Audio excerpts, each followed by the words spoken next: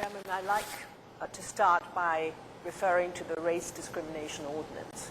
Of course, it's easy to see that there is discrimination when you treat one race different from the other. But sometimes, if you treat them on an apparent equal basis, that can also amount to racial discrimination. And this is what Section 4 of the Race Discrimination Ordinance talks about. If you impose a requirement or a condition such that one particular race will have difficulty meeting that condition, and it results in that particular race, in this case the ethnic minority, in fact having a considerable smaller number of people being able to comply with that requirement or condition, and that requirement or condition is not justifiable, and also when there's results in the detriment to the ethnic minority, then that can also amount to racial discrimination. The EOC made a study of our education system, and it comes quite close to saying there is racial discrimination, but it doesn't use that word. It just says it's unfair, and I like to just read from those parts. On the question of admission and assessment, what the EOC report says is the ethnic minority is rejected due to its lesser proficiency in Chinese as compared with the other Chinese-speaking competitors. The Chinese proficiency requirement, if unjustifiably administered by the individual schools, may amount to indirect discrimination. Similarly, in assessing ethnic minority children's academic performance, it would be unfair to set the same Chinese proficiency requirement for the ethnic minority children without adequate and appropriate support. And on the choice of designated school, which is part of our current system, this is what the EOC working group said.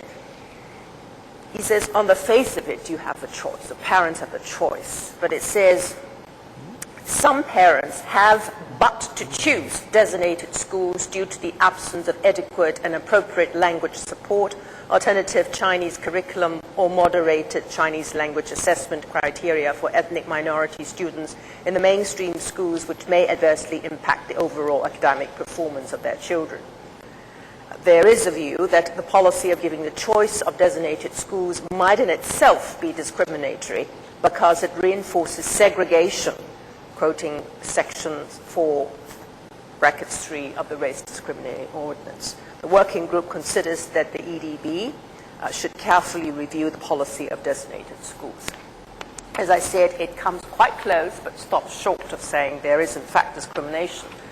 And we have all received a letter from Hong Kong Unison Limited, and we all know this is one of the NGOs dedicated to supporting ethnic minorities. And what this group suggests is that we urge the Chief Secretary for Administration to direct the EOC to carry out formal investigation into the following three current situations as to whether this in fact amounts to discrimination.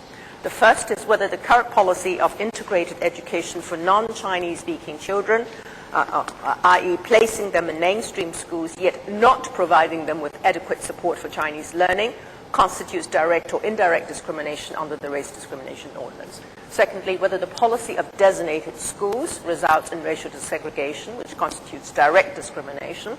And C, whether the current secondary school places allocation scheme constitutes direct or indirect discrimination against non-Chinese speaking students under the Race Discrimination Ordinance. The second matter that Unison urges the EOC to do is to establish a code of practice on education with reference to Race Discrimination Ordinance.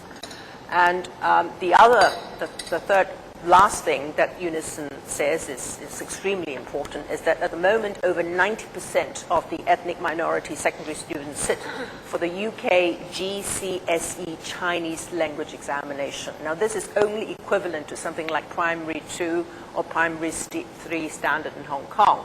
And as a result, this standard is of course above GCSE level when they graduate from primary school, but it's not good enough to cope with the local Hong Kong DSE curriculum and examination. And when they want to learn higher level Chinese language, they have to sit for the more advanced GCE brackets AS and GCE brackets AL examination. However, the examination fees are very high. This is something that also Emily mentioned. And both the Education Bureau and the Hong Kong Examinations and Assessment Authority refuse to offer subsidies. These students mostly come from low-income families and simply cannot afford the high examination fees, as eventually they have to give up taking the examination. Unison have tried seeking help from the Community Care Fund, but they indicated that only non-full-time students would be subsidized, and therefore they have refused a request from Unison. The Unison, however, have managed to raise this year $150,000, but this is just sufficient to subsidize some of the ethnic minority secondary students to sit for these two examinations, the GCE brackets AS and the GCE AL Chinese examination. This barely meets this demand this year, and therefore they formally request that EDB offer subsidies for these two examinations to bring, or alternatively, of course, to bring the fee level to those of Hong Kong DSE and GCSE, i.e. to the level of $540, so that all full-time ethnic minority secondary students may have the chance to sit for a Chinese language examination that suits their respective ability. These are very modest, very reasonable requests, and I formally read them into the record, and I hope Secretary can actively and immediately start taking the appropriate actions, in addition to all the measures that have been incorporated into the amendment put forward by our colleague from the Civic Party, Tanya Chan. We support the original motion and all the amendments. Thank you, Mr. President.